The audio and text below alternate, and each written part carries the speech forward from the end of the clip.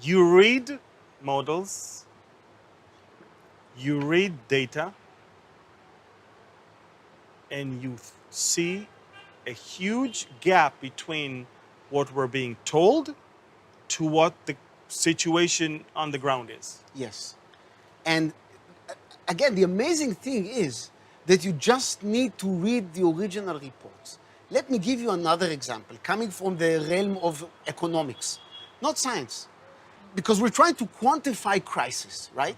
So you can ask, okay, maybe extreme weather events are not rising, but we're gonna pay so much for the warming, right? So you can ask, what would be the effect of the temperature rise on the GDP, on how materially wealthy we are, right? Which is an important thing, because most of the world is poor, and we want them to be wealthy. We want them to live a fruitful and flourishing lives. Now, if you look at the IPCC report, They quoted it. it's there. The data is there.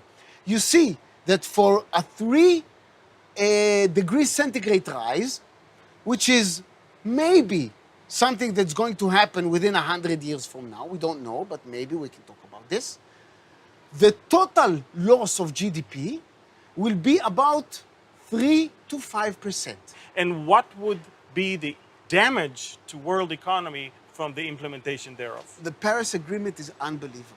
The Paris Agreement is not a legally binding document. It's kind of a voluntary agreement or a statement of intentions signed by countries in the UN in 2015 in Paris, stating that they will reduce their greenhouse gas emissions, mainly CO2, but also other greenhouse gases. And there are two important things about this agreement.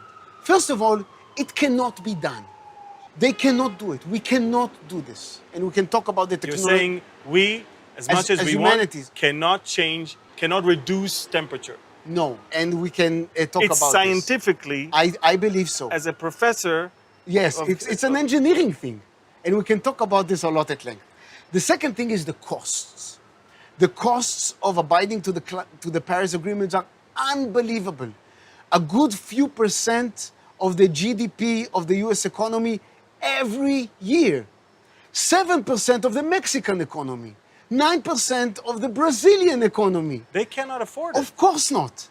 And the worst thing is that if all countries would do exactly what they committed to do in the Paris Agreement, till the year 2070, at horrific costs, using the models of the IPCC. Their own models. Their own models. The change in temperature, the global temperature, would be 0.07 degrees centigrade. Unmeasurable. But the life of hundreds of millions will be unbearable. And this is already happening.